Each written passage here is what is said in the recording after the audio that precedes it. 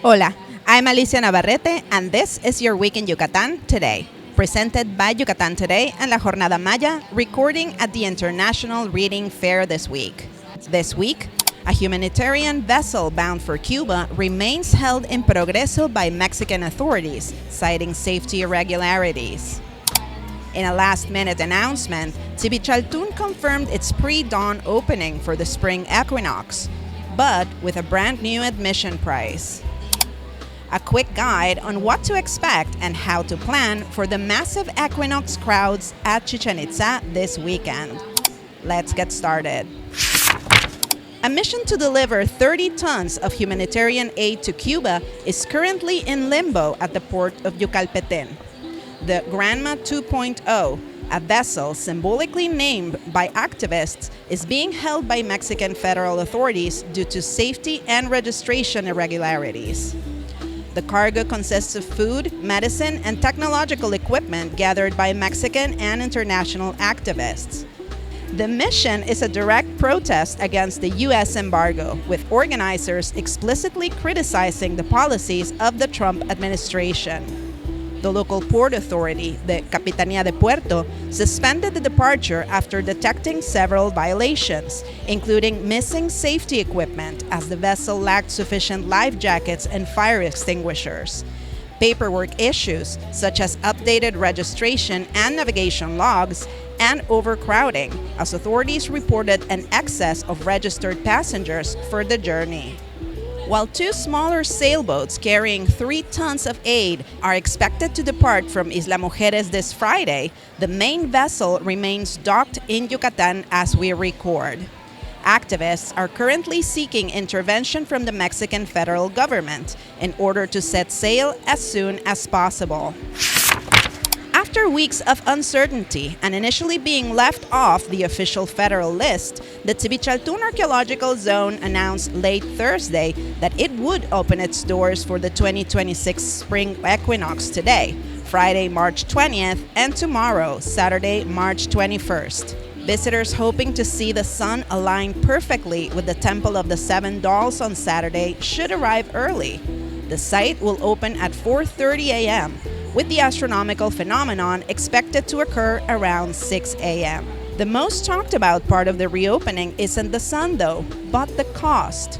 To comply with the updates to the federal fee law regarding access outside of normal business hours, Mexico's National Institute of Anthropology and History, INA, has set a flat fee of 730 pesos per person.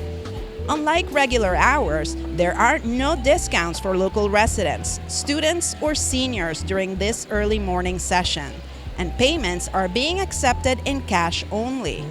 This meant that many people who headed to the site early on Friday were unable to enter, either because they didn't bring enough cash or simply because they could not afford the entrance fee for an entire family. This quickly sparked a heated debate on social media. Many locals feel the price is prohibitive, while some argue it is a necessary fair wage payment for site workers who must start their shifts in the middle of the night to manage the crowds. For locals who wish to avoid the steep fee, the site will revert to its standard price of 105 pesos starting at 8 a.m., though the main solar alignment will have long passed by then. The spring equinox phenomenon in Chichen Itza has now surprisingly become the more affordable option for locals, as it takes place during regular operating hours between 3 and 5 p.m. The caveat is that the light and shadow projection on El Castillo typically attracts thousands of visitors, making it a much more crowded and significantly hotter experience. So, what exactly happens in Chichen Itza during the equinox? Only the most famous of Yucatan's archaeoastronomical phenomena, a solar projection of 7 light triangles formed by the shadows that Chichen Itza's most iconic pyramid casts on itself as it's illuminated by the setting sun. These triangles connect with the also sunlit serpent head at the base of the pyramid. This creates the illusion of a snake slithering down the structure as the sun nears the horizon, as if the god Kukulkan, the feathered serpent, were descending towards the sacred cenote. If you'd like to see this for yourself, here are a few things to keep in mind. If you want to witness the full descent, you'll need to be in the area between 3 and 5 p.m. Be sure to arrive early as it gets extremely crowded on the actual equinox. If you'd just like to see the projection of the triangles, aim to be there around 3 p.m. While the official date for the spring equinox is given as March 21st, the projection is visible from around March 1st through approximately April 8th, though the number of visible triangles will vary. So there you have it. While being in Chichen Itza this weekend is sure to be an unforgettable experience, one you'll share with thousands of others, you can also plan a visit in the following weeks for a slightly less crowded view. Let us know if you make the journey. Now let's take a look at some fun stuff happening in the following days. Join the Gran Tianguis Agroecológico on Saturday, March 21st at the Yucatan School of Ecological Agriculture. From 9 a.m. to 3 p.m., you can purchase snacks, fresh meat and vegetables, honey, traditional embroidery, and handmade hammocks, all sold by the actual people who produce them. The Tianguis takes place in the Altabrisa area, behind Victory Altabrisa Shopping Square. It is a perfect way to support sustainable farming and discover the unique gifts of the Maya forest. Don't miss the final weekend of the 14th FILEY at the Siglo XXI Convention Center. This year's International Reading Fair in Yucatan celebrates the power of books to connect cultures. This event is a must for anyone who enjoys print media, from vintage books to the newest offerings by international editorials. It's a great outing for people of all ages. If you're here, visit the Dome at La Jornada Maya to catch renowned authors like Juan Villoro and Leslie Jameson for book signings and Q&As. It is a literary must-see. Find direct links to more details on these events in this episode's description, and check out yucatantoday.com for more activities happening in our state. Every Friday, La Jornada Maya publishes a feature on one of the many native species that share the Yucatan Peninsula with us.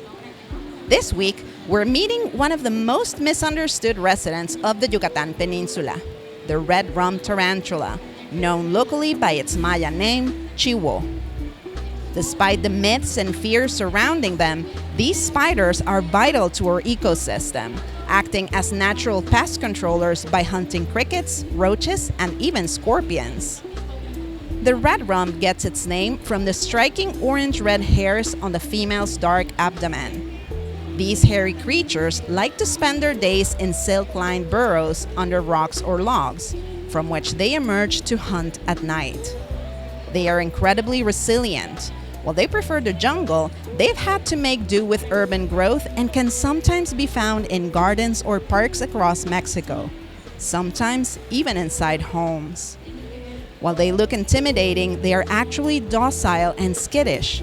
If you find one, however you feel about it, remember it is probably terrified of you. Instead of a threat, think of them as a very ugly but well-natured exterminator that's just in the wrong place at the wrong time. Make sure to relocate it instead of killing it. Read more about chiwos by visiting lajornadamaya.mx. You'll find a link in this episode's description. That's your week in Yucatan today. We welcome your feedback, questions, and ideas. Get in touch with us at editor@yucatantoday.com. Your Week in Yucatan Today is jointly produced by Yucatan Today and La Jornada Maya. Make sure to leave a rating, subscribe, and recommend our podcast to help us bring you a summary of Yucatan's local news in English. Yucatan Today is your Yucatan companion. Find our travel, culture, and food content at yucatantoday.com. La Jornada Maya is a print and digital newspaper with the most relevant information from the Yucatan Peninsula, Mexico, and the world. I'm your host, Alicia Navarrete. Thank you for listening.